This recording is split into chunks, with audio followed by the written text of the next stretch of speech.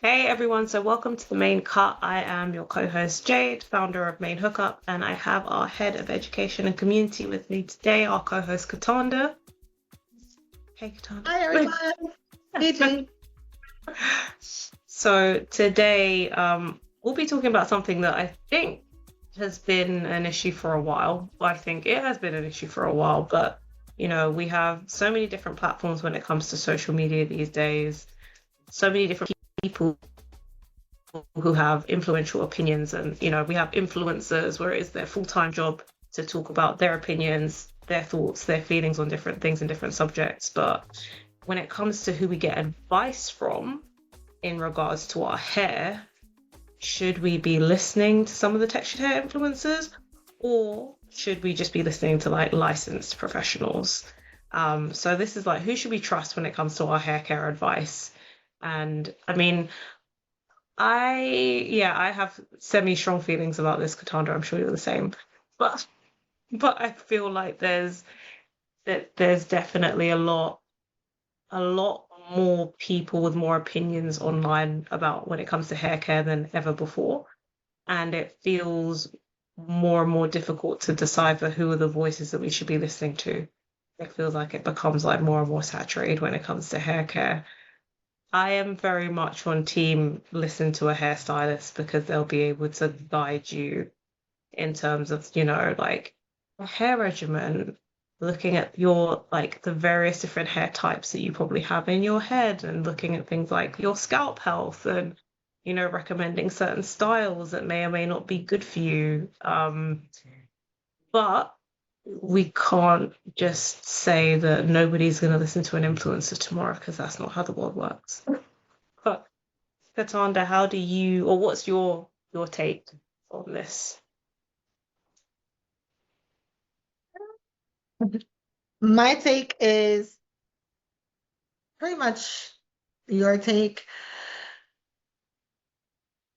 When it comes to your hair,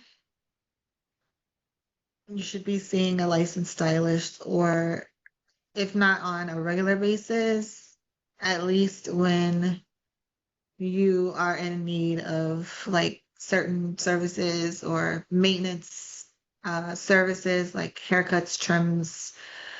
Um, when you're using certain styling techniques, just because a licensed hairstylist, that's what we do. We style hair, we're expert in it.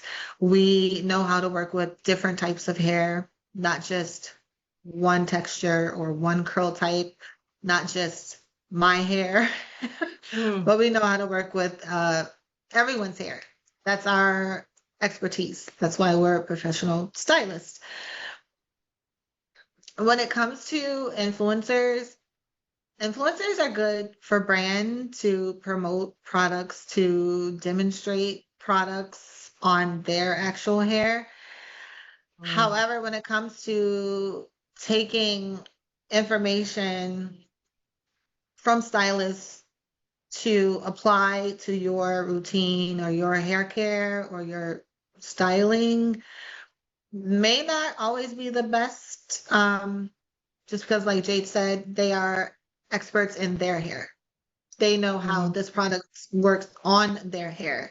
Now, if they're an influencer and a hairstylist, that is like a win-win on both sides because you have the professionalism there, the technique, but you also have, you know, product review portion of it.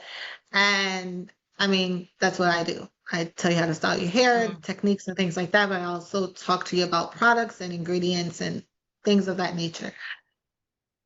When we get into taking solely taking influencer recommendations and influencer, I guess, demonstrations and knowledge as holy grail, that's when you can run into issues.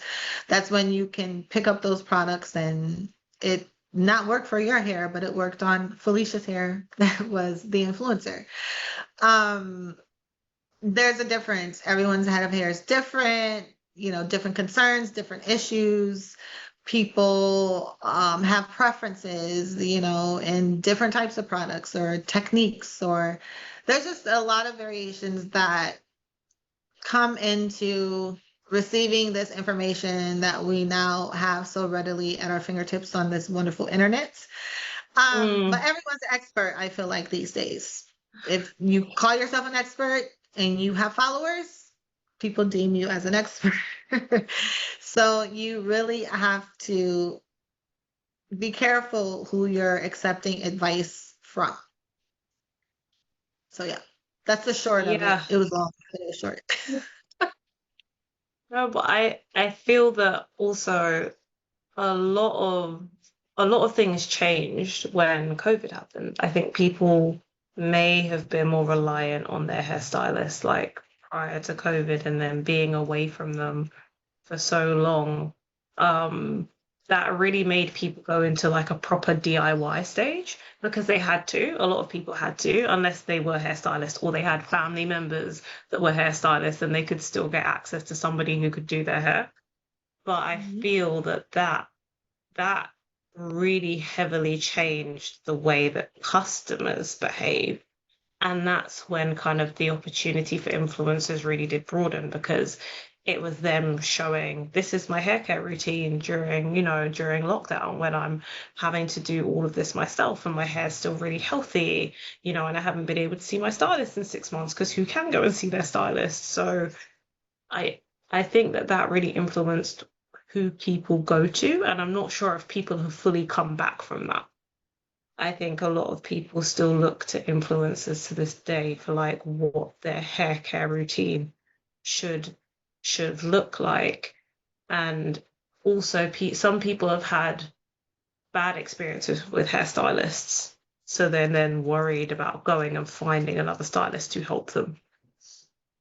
So if you had to say, if you were speaking to somebody who was like the DIY person that has run away from a hairstylist before lockdown, what would you say to them to convince them to be like, try and find a stylist who can give you, like that great routine that's specifically for you?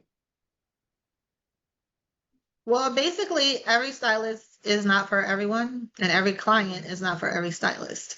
So you may have run into a stylist that just didn't work for you for whatever reason. And maybe you didn't work out for that stylist. Maybe you found a stylist that didn't have the expertise in the actual area or service that you were seeking and you didn't get the best results. Or Mm, sometimes stylists, you know, they have their different ways of doing things. So maybe you didn't agree with or you didn't like the way that they ran like the logistics of the salon or how to go about getting an mm, appointment or how to, maybe you prefer a stylist that does consultations and this stylist doesn't do consultations unless they charge you for the consultation. I mean, there's various reasons why you run into a stylist that may not work for you. It's not always that the stylist sucks. Like I have yet to find, you know, many, I mean, could be some that aren't the best. Maybe they don't suck. Maybe they're just really new to the industry or they're just getting out of beauty school and they're still learning and finding their way. But if they're a licensed stylist, they had to know something, well, at least here in the US, to get the license because we have to go to state board and get a license. So you have to know mm, things to pass the state board test. So I wouldn't say that any licensed stylist sucks in that sense. They at least know the basics. mm, But you could possibly find a stylist that doesn't have the best business practices or doesn't, speak your language. You could go to a certain salon where you feel like you don't fit in. Like you could be the mm, outcast. Um, because certain people like certain types of experiences in salons. Some people like the really upscale luxury experience, where some people like the mom and pop shop where you're going to sit around and talk with the mm, girls like they're your girlfriends. It just depends. If you have experience visiting that stylist and you did not like the service that she provided, that he or she provided for whatever reason, you can't give up there. That's one stylist out of millions and millions of stylists. Like, I don't know how many millions, but I feel like everyone's a stylist these days. So there are tons of stylists, and you need to do your research. I tell people that all the time. You just don't hop in a stylist chair. You have to do your research. You have to, um, referrals are how I like to get clients, because I know if this person referred that person to me, at least I know this person is not going to be overly crazy because it comes as a referral. Referrals work very well. If you're somewhere and you see someone's hair that you love, ask them if they Mm, have a stylist, or they go to a stylist, or they may say they do it themselves, and then ask them what products do they use. And I mean, there's ways to go about finding the right stylist. Um, it shouldn't be that hard. We have the internet now. You can find stylists readily on the internet. You can find stylists on the main hookup. That's what we are, a stylist directory. Like, there's various ways to find a stylist. Just don't give up on finding one because you have the bad experience. I understand that traumas do occur and have happened. And we actually had a previous conversation where we talked about the trauma behind going to a salon and thinking you're getting a deep conditioner and they're actually putting a relaxer in your hair.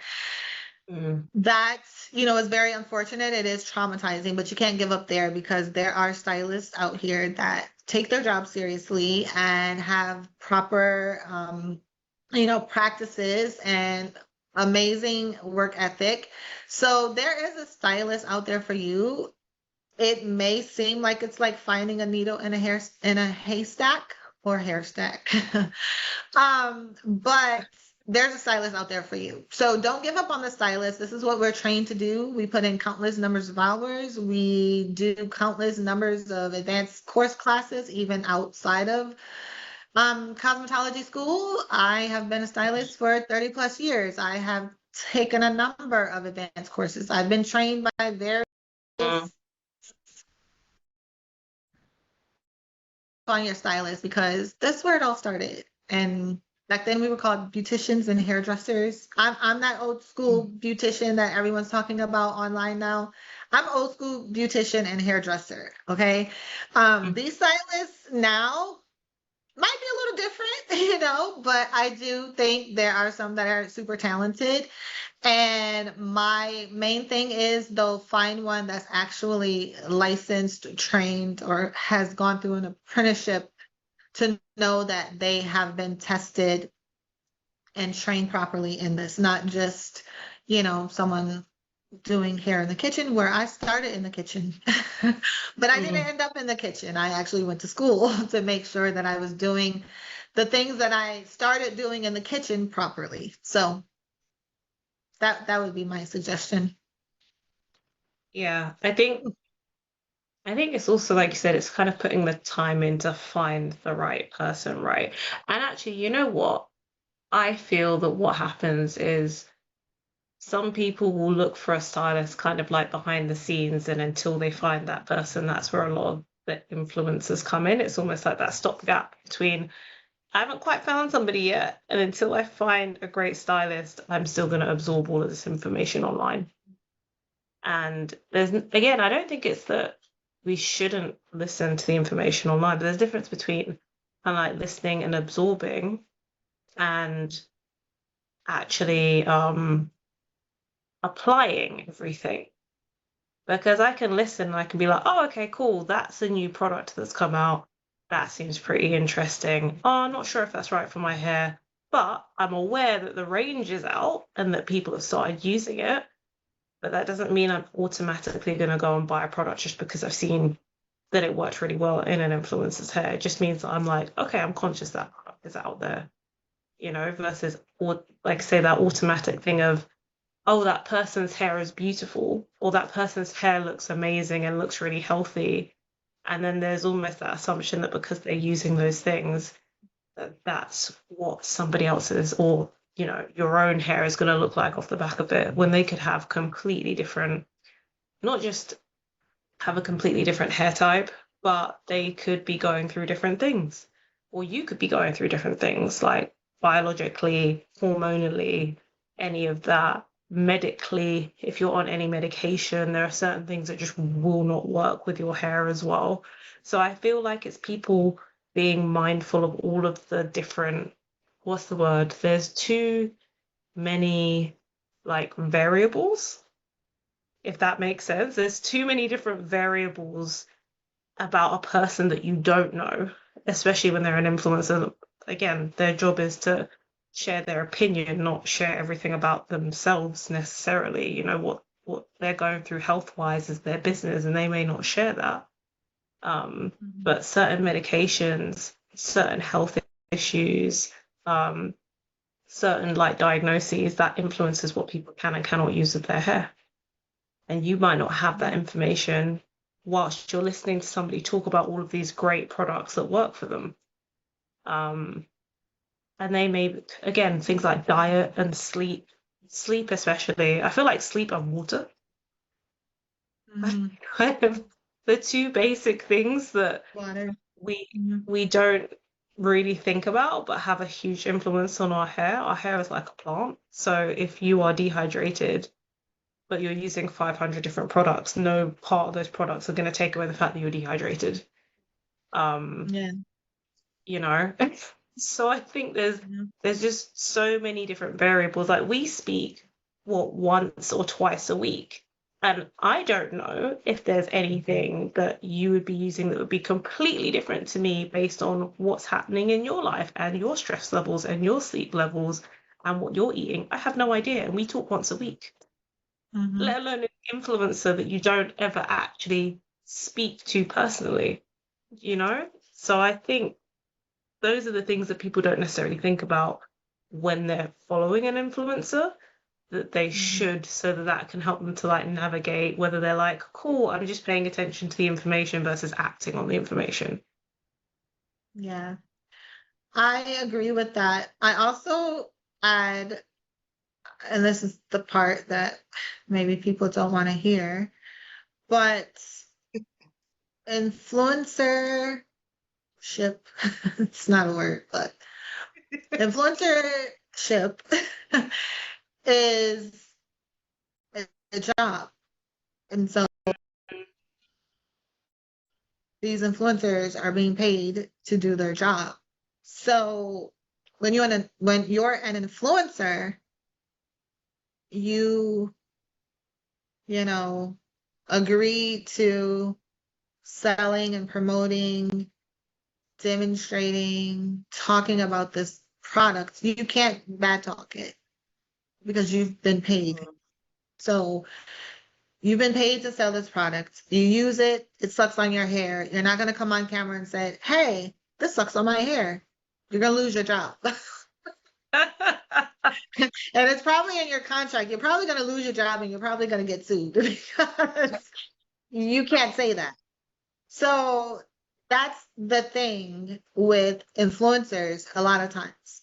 Mm, Influencers don't, especially nowadays,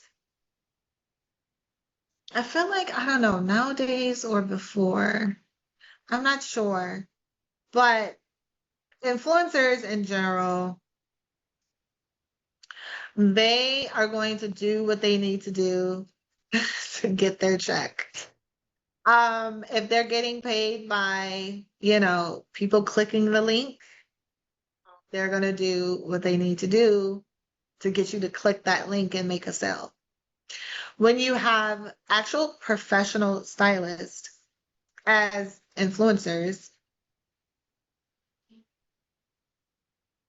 all of my friends, myself, and then people that I may know of and follow and admire, we are professionals. So we're not going to just hop on an opportunity to get the paycheck if we know the product does not work. That's not beneficial to our business. It's not beneficial to our clients, and it's not mm, beneficial to us. And in return, it's not going to be beneficial to the brand. mm, So I know I'll just speak for myself. I don't promote things that I don't believe in. If mm, you are a follower of the channel, if you watch our podcasts, if you listen to the tips and tricks on Instagram, y'all know I don't play that game. Like, I'm super passionate for a reason. Like, I have been doing this for too long. I do it because I love it. That's how it started. Now it's my livelihood and my career. However, influencers, that's not the case. If someone dangles 100K in your face to ask you to promote this, man, there's a really bad heat protectant out there going around. I'm not going to call it out. But y'all influencers are promoting it to the highest heavens. One of my clients and one of my friends uses heat protectant and their fry died and laid to the side, okay? Because it's not protecting the hair when they're styling the hair. So that's the no. difference. I do product testing and development. I test products all the time. I'm going to test this product before I say, hey, y'all, yeah, I accept. Or I'm going to have a very in-depth knowledge of the formulas, the ingredient lists to know, because I'm a stylist, I can pretty much make any product work. We're stylists, we're not magicians, but we work with our hands and we can do a little magic. So we are able to do things as professional stylists, as just having the experience, having the knowledge that an influencer cannot. Example. There was a situation that happened. There was a situation that happened maybe 10 years ago, maybe longer now. Because I think I saw this going around a year or two ago saying it was the 10-year anniversary of this huge catastrophe on national TV. So there was an influencer, not a professional stylist, but an influencer that was hired and put in position by various brands, making tons of money, getting all types of brand deals. She's all over your social media. She's all over the TV. And she goes on, was it Good Morning America? Okay, if I'm going to tell the story, I need to have the details. I think it was Good Morning America or Good Day Today New York or something. It was one of those morning shows. Y'all know what I'm talking about. If you're watching, you could drop it in the comments. She was on that show and she was styling hair for, I feel like, I don't know if it was summer, spring, or whatever. And there was a black woman, black model with textured hair. She probably had 4B, 4C hair. And oh my God, it was a nightmare. The style, she was just hopefully doing like a side ponytail bun something style on this hair, and it was a nightmare. Like the model felt so uncomfortable. Everyone that's watching, including myself, which I wasn't watching it live at the time, but it hit social media and it was all over. And this is when I worked for L'Oreal. And I remember myself and my coworker, Cassandra, oh my God, you gotta see this. Look what happened. This is awful. This is horrible. And I run over there. We're all like watching her phone. And it was a nightmare. It was hysterical. But it was a nightmare. And I was just like, this person should have never been put in position on national TV, live TV at that, to style this black woman's hair. She does not know texture. And it was a talk for so long, and it still resurfaces like periodically now. And like I said, I think a year or two ago, they had the 10-year anniversary of the catastrophe. I'm going to look it up so I could tell you guys exactly.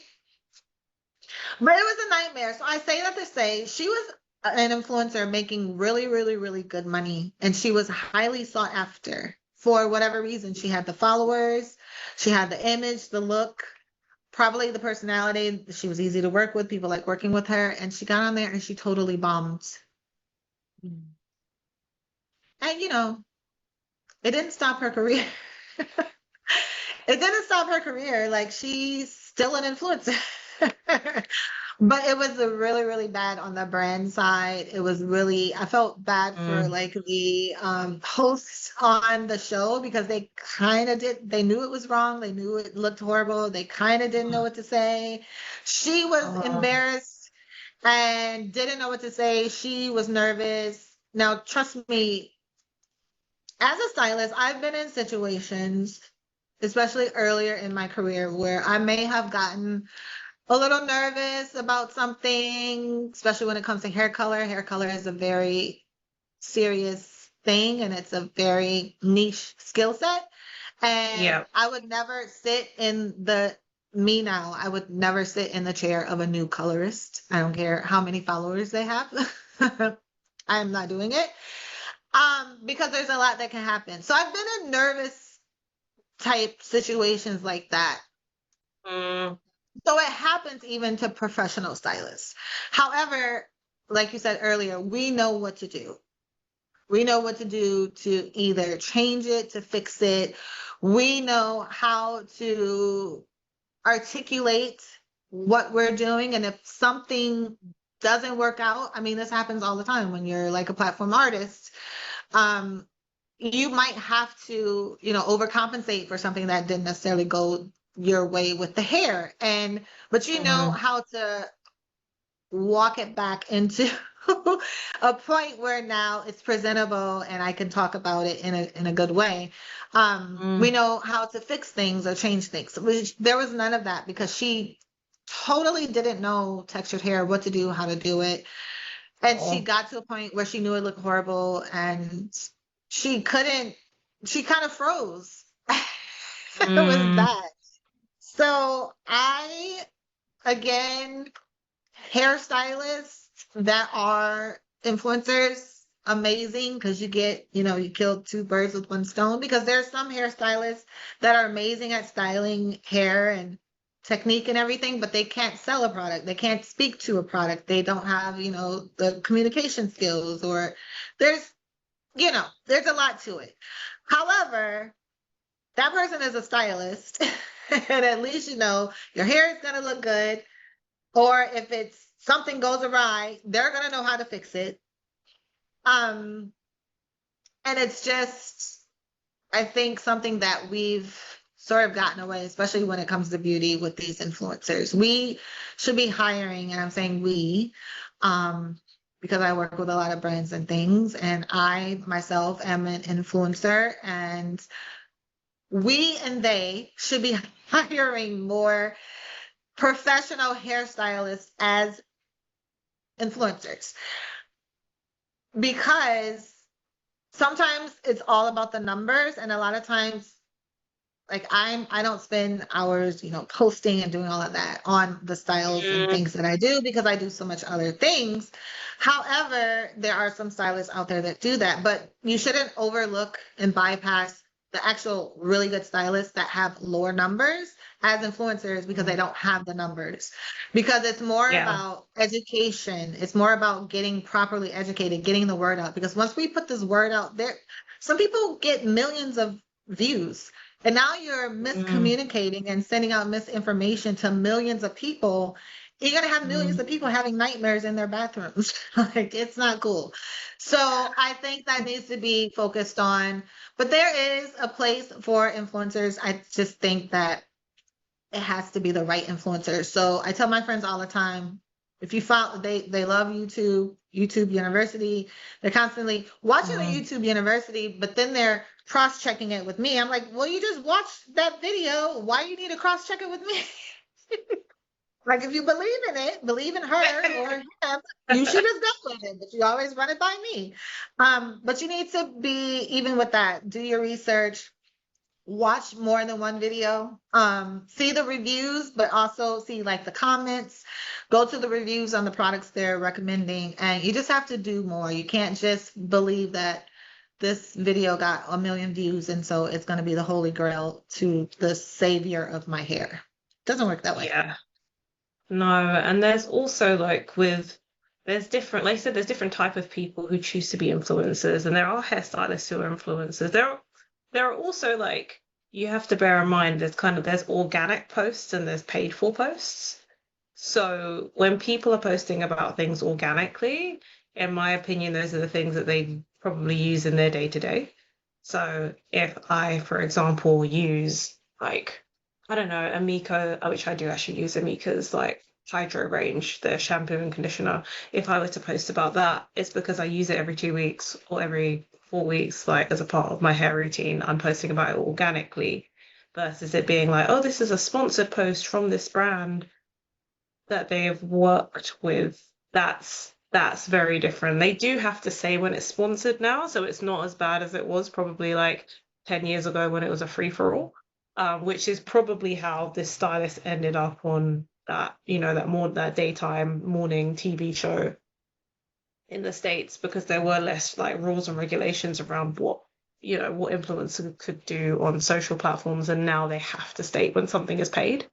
So if you see that the content that you're looking at is paid for, then it might just be a case of you're like, is it that they use this as, is this that something that they're like really invested in? Or were they just like really excited to collaborate with a brand that they love? Because it can just be like, lots of people have a list of brands that are on their top 10. I would love to collaborate with them. Like I train as an athlete. If Nike came to me and said they wanted to collaborate with something, I'd be like, oh my gosh, it's like the number one sports brand in the world.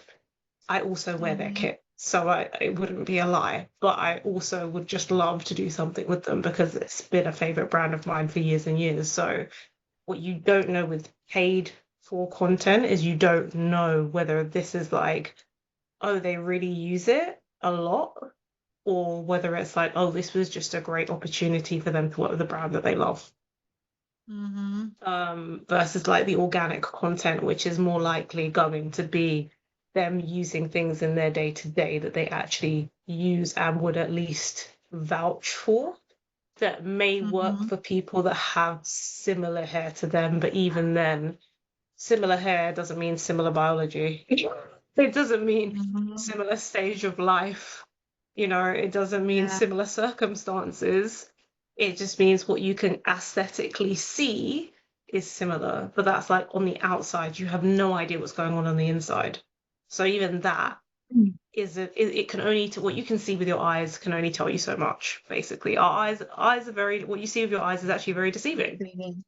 Yeah. It's very deceiving because somebody could have a day where they're having an amazing hair day, but they could be like dehydrated to the high heavens, and like they could have just used a load of hair cream to make their hair look really hydrated, but on the inside they need like 15 liters of water, and you would never know. Yeah. There's a lot of technicality in here. And if you're an influencer, you generally won't know those things. There's all types of science, chemistry, anatomy, biology. And if you don't know those things, you could be steering someone in the wrong direction, like promoting a product on someone whose curls look like yours. However, they have a scalp condition or a scalp issue, or they have some type of allergic or allergy or allergic reaction. If you don't disclose that, or if you don't speak to that, um, that could pose a big issue. Some people get seborrheic dermatitis, and that sometimes comes out in different products that we're using, that it's like a reaction. It's sort of like your body rejecting something that's in the product. But once you have a reaction like that, sometimes it's hard to get your get the microbiome back to balance. or get it back to a Ah, normal state. Um, but there's just a lot. It's mm, This is why hairstylists go through a program called cosmetology, which is the study of hair, skin, and nails. We study these things. We just don't play in mm, it. We don't play in it. We just don't, pick up a product like we study. It's a study. You have to go through your theory mm. before you even start doing practicals. Practicals meaning hands-on work. So I think it's just a very important thing just to be cautious. I mean, even with stylists, like we had in our conversation about the stylist putting the relaxer and the conditioner, you still have to be super cautious and you have to do your research. There's a trust sort of factor to it. Um, you have to trust that the stylist you've chosen is going to do a good job or be the best for you, super Mm. professional. It's just a lot. So I think of influencers as, well, some of you may not have even been alive when we used to have actual commercials on TV. Um, but think of the modern day influencer as the models in the commercial and the voice, the narrator on that commercial. They're here to sell it. They're not here to really go into deep detail and in-depth knowledge about this product or this hair technique. They're just there to sell it, make it look good, make it sound good, call out like the marketing points, the key ingredients, benefits, and that's it. The Mm. hairstylist has to talk to you about your personal hair concerns and how this particular product is going to be good for you or not as it relates to you. So it's a Yeah. unique service. It's a unique experience, and it's also coming, like you said, there's a science to hair care. It's not that influencers don't have a role to play. I would say like influencers have a huge role to play in terms of discovery. A lot of the products that I now know about, I probably wouldn't have known about had I not seen somebody post about them, especially because my head is day to day in the depths of my laptop, in the depths of work. Like, even though I work for myself, I'm spending time on calls with people, and then when I'm not working, I'm trying to catch up with friends and family or keep myself fit and healthy. So I don't actually have a lot of time to necessarily see, okay, what's the latest product that's coming out? A lot of the time, that Mhm. discovery comes through somebody who's posted about it, and then I'll be like, oh, okay, cool, that's on the market. But then what I Mhm. might do is go to a stylist and be like, oh, I've noticed that this new range or this new product has been launched. Have you tried it yet? What do you think about it? So again, it's not to say that they play no role in, like, they play a huge role in the hair industry. Also, they've played a huge role in highlighting the significance of the textured hair industry. And a lot of the battles that we've been fighting to say, like, for us in the UK, um, I know that up until I was in like my mid 20s, I couldn't go into two of the biggest kind of like beauty, what Americans would call like drugstores. Like I couldn't go into Yeah, two of the major retailers that I would say they're called Superdrug and Boots. So I don't know exactly what the equivalent would be over in the States.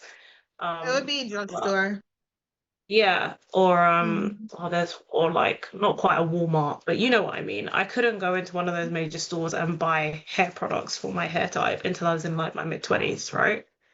And so I Mhm. feel like all of this work that influencers have done to really highlight the inequalities, the Mhm. problems, like the challenges, as well as how much money is spent in the textured hair space, has really helped us to gain more coverage and actually change some of the major brands their decision making when it comes to things like stocking product and things like that. So I'm not saying that they don't play a role. They play a role and have played a massive role in the textured hair space for years and years and years. What I'm saying is when it comes to that actual hair care advice that you need specifically for your hair, hairstylist is the way. Discovery, helping push the agenda that needs to be pushed in the industry, getting more coverage, getting brands to change their massive, they play a massive role in all of that, especially when they have an audience as big enough, because then they can reach enough people, to really like make noise about some of the biggest issues that we have. Even if you look at cases of hair discrimination, if one or two influencers make a lot of noise about a case of hair discrimination, that can be the difference between it getting coverage and it not, Yeah. and Yeah. so it's not to say that they don't have a role in the industry, it's to say what is the best role for them in regards of in regards of like making sure that everybody in the textured hair community is getting the right thing that they need. And I Mm-hmm. feel like them pushing us forward in regards to making serious and significant change is a massive thing, and helping us to discover products that we otherwise may not have heard about. Massive thing. Recommendations? I feel like that Yeah. lives with like hairstylists, trichologists, people that you go to for consultations about your scalp health. It lives with Mm-hmm. those. The recommendations live with those people. Discovery and pushing change, influencers, I feel, will naturally always hold the keys to that, if that makes sense. Yeah, no, it makes a lot of sense. They both have their place here in this industry, and it's like a tool. You have to learn how to use it wisely. Um, the trichologist is actually the liaison between the hairstylist and the actual dermatologist.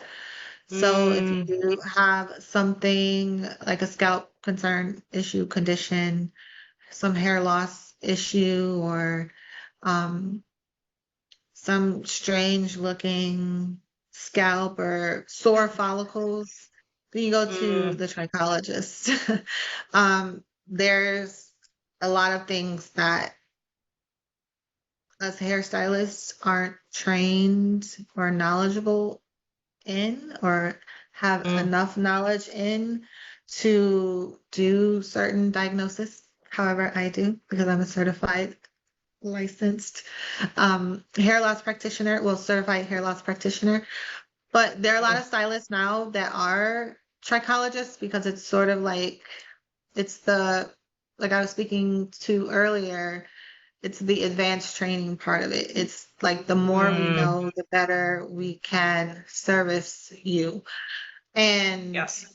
knowing trichology in addition to your hairstyling is actually going to elevate you because nowadays, with so many particular styles going on, we see a lot of hair loss, and it's a lot of hair loss that could have been Mm, prevented, but based on bad technique and doing styles that aren't right for a particular customer or their hair type or hair density.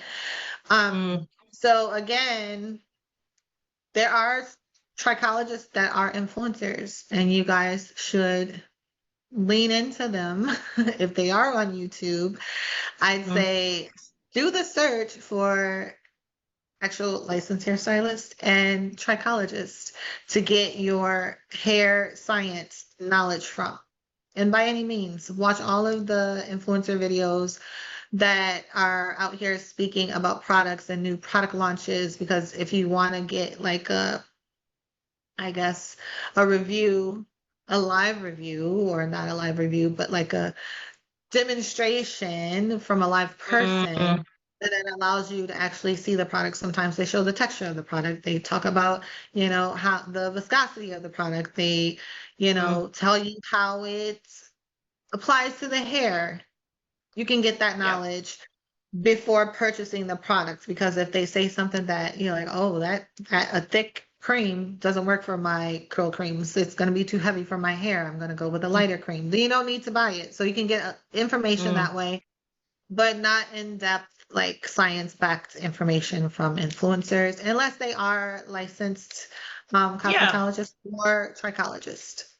yeah, 100%. I think I mean there are people that will go and do a ton of reading and a ton of research and be very, very clued up, even if they're not necessarily like a licensed person, but they will not be like practicing. They'd be like, I've read this, I've looked this up.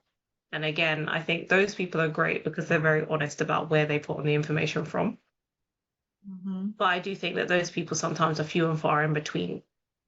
Um, where they're very much like, oh, I have gained this information from this particular source or this book or the like or this person versus it looking as if they already knew. Um, Mhm. so yeah, again, I think like my humble opinion is like you have to find an amazing stylist, trichologist person. Katanda, basically. Find yourself your own personal Katanda and you're good to go. Yes, find that. Or Find find your me. yeah, or find Katana. We can leave a link to Or her find me. consultations in our newsletter if people like want to book a consultation with her. But I think you need to find somebody who's knowledgeable to trust for your recommendations, and then everything else is just absorb the information. But you just don't necessarily have to act on the information. I feel like that's the parting message from me is Mhm. just bear in mind that just because you've seen this amazing video or this amazing post or this blog or this, this article doesn't mean that you must act on it immediately. Take it and go and talk to some stylists about it. Be like, oh, I saw this, I read this, I watched this. What do Mhm. you think? Ask Yeah. for their opinion so that you can take the stuff that you've seen and verify how accurate it is. Because if you find Mhm. that, I don't know, a lot of people I find might listen to two or three influencers that always pop up in their feed. If you keep sharing Yeah. the content from those two or three influencers and your hairstylist is constantly saying one of them is talking complete rubbish, you're like, oh, okay, this is like the fourth time she said he or she has said that. That's a Yeah. sign. The other two are Yeah. fine. This one is Yeah. problematic. So Yeah. I think it's like getting in the habit of sharing as much with your stylist as you can so that they can help you verify whether the sources that you're going to are like credible sources. That's what you Mhm. want. You want them to tell you if they're credible sources. And then Yes. if you get that, then you're like, okay, cool. Here's the two people that I can listen to that my hairstylist has told me over and over again what they're saying is true. Then you're Yeah. filtering out the influencers that aren't telling you the right thing and you're just keeping the knowledge of those that have clearly done their homework, you know? So then you can have both. I agree. So as you were talking, I found the name of the influencer.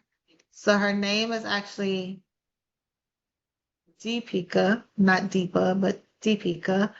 And she was on the Today Show, so not Good Morning America, or I think I did say the Today Show. So I said the morning show or something, but it was on the Today Show on NBC, and it was a live airing, and basically. The way that they narrated this is during the live segment, she appeared unprepared to work with textured natural hair, which we Oh. say this all the time. There are actual hairstylists that are unprepared to work with textured natural hair, which now Mm, there are, I think it's up to, I don't know how many states, you guys, but they are now required, I think maybe 10, but don't quote me on that. They're now required to learn textured hair because we had a mm, lot of stylists going to cosmetology school, graduating, going to state boards, and never learning how to do textured hair, like not even touching it. I actually talked to a couple stylists at Cosmoprof, and I won't call out the area, but they so we have to do practicals in cosmetology school, and you have to do so many. So relaxers, I don't know Mm, what that is. I went to school many years ago, and I was doing relaxers back to back to back. So I'm sure I surpassed way more than what it requires. But this mm, um, one particular stylist had never done any, and she was able to graduate cosmetology school. She had done oh, 0 relaxers. And then the other stylist had only done one relaxer. And I was in there and I interesting. stayed in there and I talked to them literally for probably 2 hours just on their experiences, just talking about they don't sell textured hair products in Cosmoprof, which Cosmoprof is a professional hair, like a professional beauty store. Isn't that one of So the biggest? professionals go there and shop. And in certain areas, depending on if you're in a very rural area or area that doesn't Mm, have a lot of Black people with textured hair, you're not going to maybe cater to them. And that was the case because I went in there looking for the new sells 32-ounce mousse def sizes for mm, stylists in Cosmoprof. So that's one of my favorites. I was like, oh my gosh, I'm gonna go grab me one or two.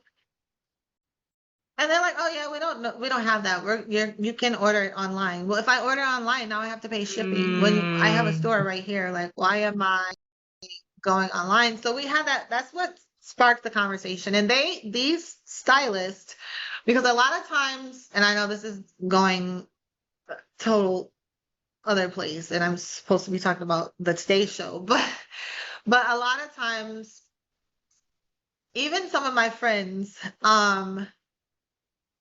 they won't let a Caucasian person, white person, touch their hair. Mm. Well, that's a little. I laugh because of this very. I'm going to use her as an example. I'm not going to say her name. She's probably going to kill me. But this person, the stylist showed up to do her hair. She lived in New York City, and I would do her hair and makeup at times, but I wasn't available. She had like a whole set of people that if this person was available, her assistant would call this person. Well, none of us Uh, regulars were available, I guess. And so her assistant found this person, but I'm the one that recommended this person, okay? She doesn't know this at the time. And so he shows up at the door and she opens the door and she's like, "Who are you?" He's like, "Hey, I'm such and such. I'm here to do your hair." She's like, "No, you're not."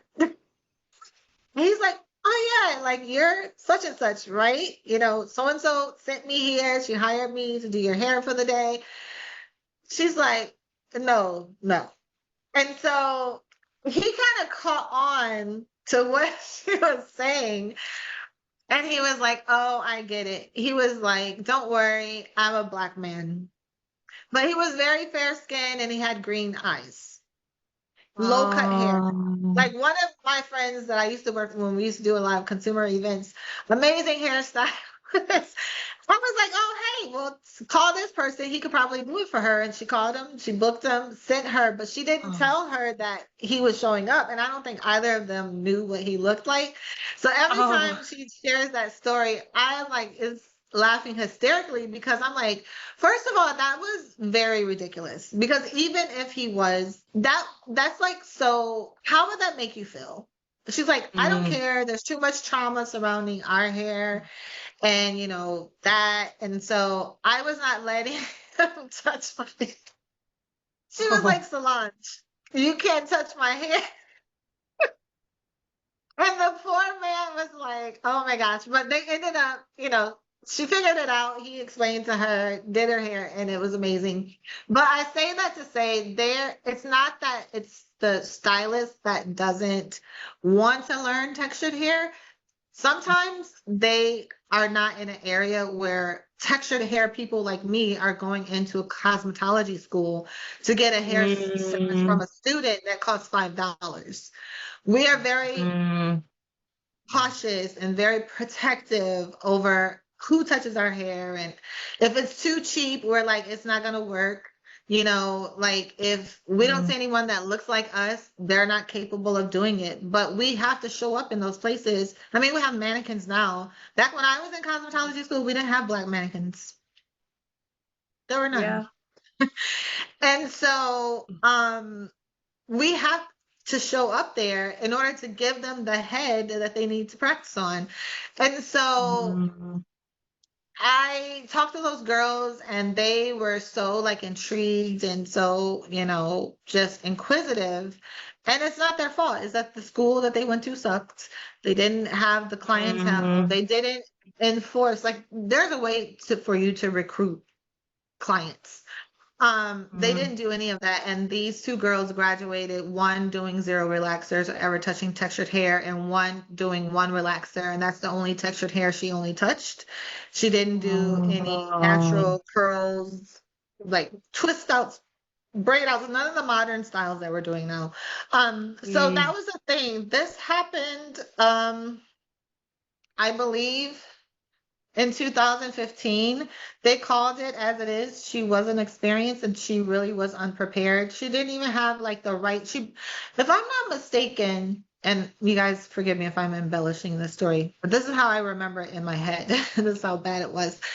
I think the comb broke on her Oh. in this.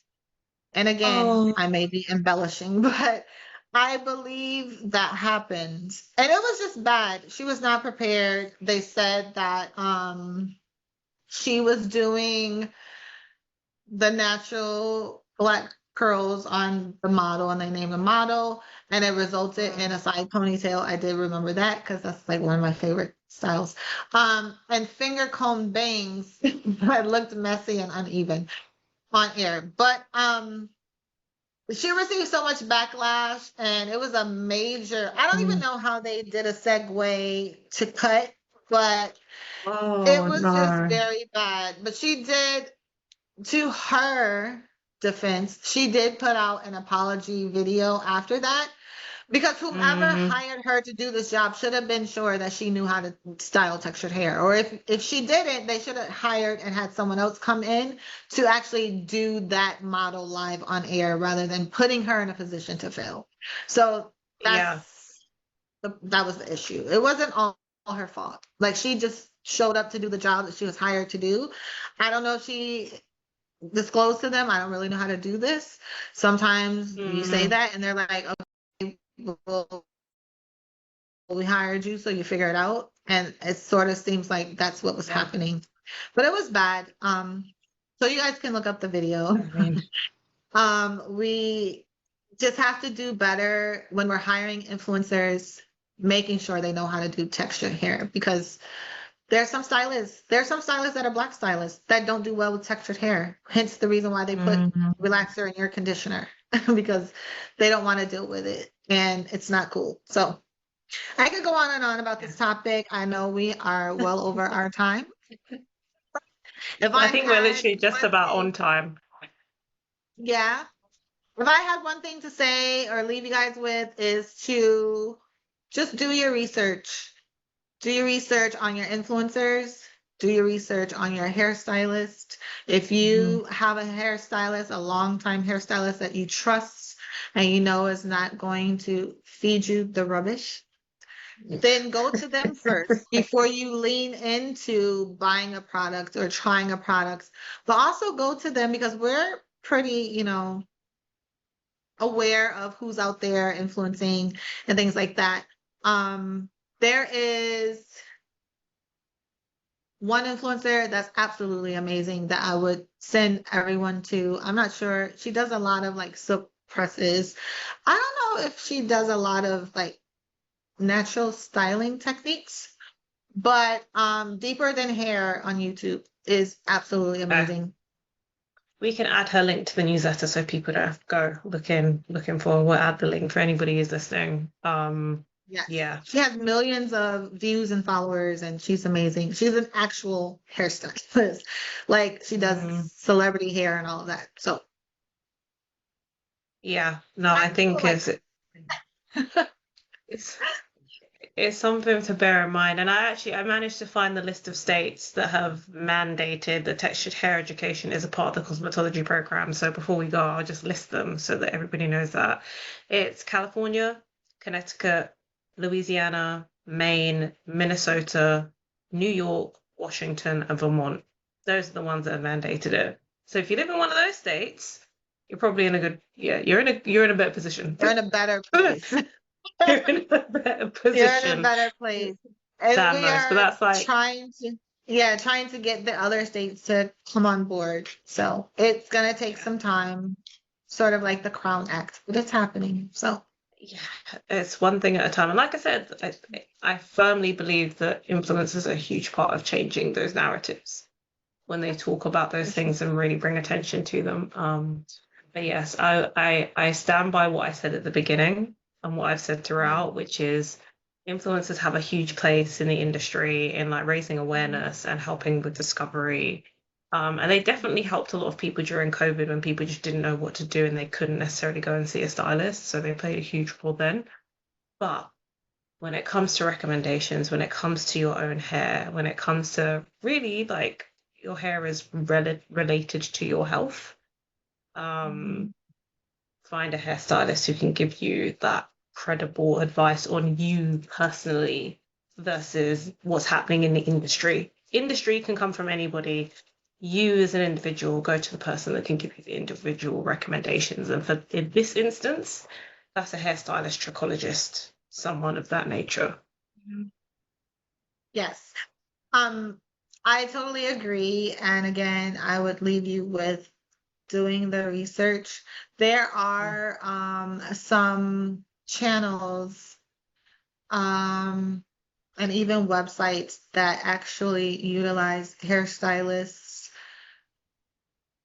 as influencers. And on Instagram, there's one called The Tease. They actually use hairstylists, and L'Oreal has one. It's called hair.com. And I think they might have a page on YouTube, but also they're on LinkedIn. So you have all types of stylists on there for textured hair, for styling, for hair color. Actually, a couple of my friends are on professional teams at L'Oreal, on the L'Oreal Professionnel side. And they are featured on that channel. One is Derek Monroe, who was a guest on the podcast. And another is Mazay Jefferson, which should be a guest on this podcast. I just thought of that. But yeah, and they're Black stylists. They're absolutely amazing. And the resources, we just have to know where to find them. So rather than going to, you could find a gym in some way off place, but go to sites that actually specialize in hair who are using licensed hairstylists. That's my recommendation. Yeah, I think we can both like solidly say we agree. Agree strongly on this one. But we'd love to know what people's thoughts are and experiences, because, people may have found amazing stylists. They may have also found great influencers too, and also influencers who are stylists. So feel free to share any of those of your experiences of the people that you found in the comments. Would love to hear about that. And yeah, I mean, thank you to everybody who's listened all the way through. As usual, we're super grateful to everybody in the community who listens to us talking about all these different topics week to week. We'd love to know if there's anything else that you want us to cover. And we can bear that in mind when we're thinking about the content, we're thinking about the schedule. And also thank you to Katanda, as always, for being an amazing co-host and sharing all of her, especially her pro knowledge. But thank you guys, and we'll see you on the next episode. Thank you. See you soon.